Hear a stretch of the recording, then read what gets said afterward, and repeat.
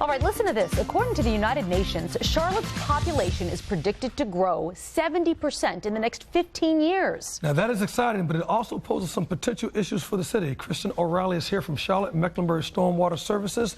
Thank you for being here, and you can tell us all about what's going to pose problems. Good to see you, Kristen. Good morning to you. Okay, what is all of that major growth? It does sound exciting, but what does that growth mean for our local lakes and streams?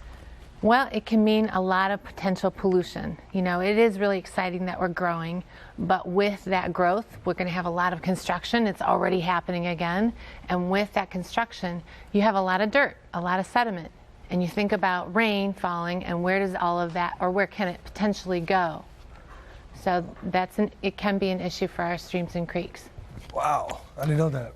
So why is the extra soil in our creeks a problem? Well, if you think about something trying to live in those creeks, it could be a fish, it could be us wanting to go swimming, you know, many things. You know, all of that sediment will run off of the land and enter our creeks and create water, essentially, that looks a lot like this. You can hold that right there so that they can get a tight shot of that. That's what will happen, huh? This is exactly, I mean, this is all I did this morning was put a little bit of dirt from my garden, some Carolina clay soil, and put it into some jars. This would be kind of a recent storm, very chocolate milk, and this would be settled out a little bit and kind of shows you what the result is you get a really muddy bottom. So, you know, why is that a problem? Yeah, I mean, because creeks are supposed to be dirty, right? You know, they're supposed to be full of dirt.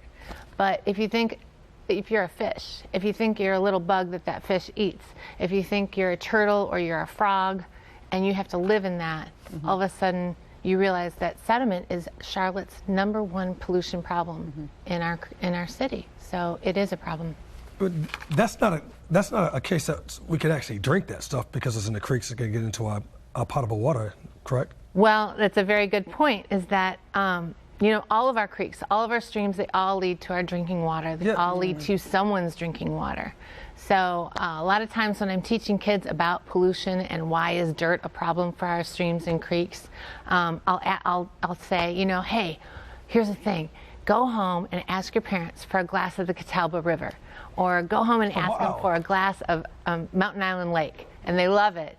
But it's true. You know, this goes towards this. And of course we have to clean it before we drink it.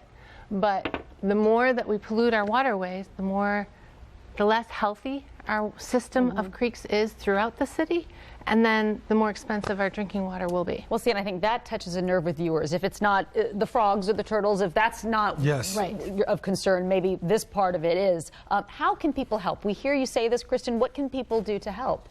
Well, if they see a construction site where there are practices that aren't being properly handled, for example, you know, here's a good shot of a muddy street.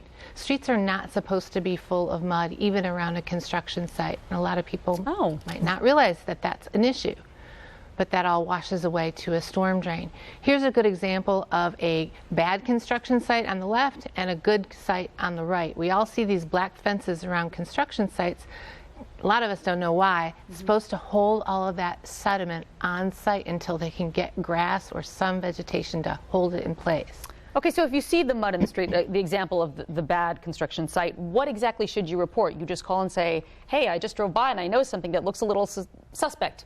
Say there's dirt on the roads, erosion, you know, erosion at a construction site. You could say water pollution, call 311, go to Charlotte-Mecklenburg stormwater.org and report those problems. Even a catch basin like this that's plugged full of sediment.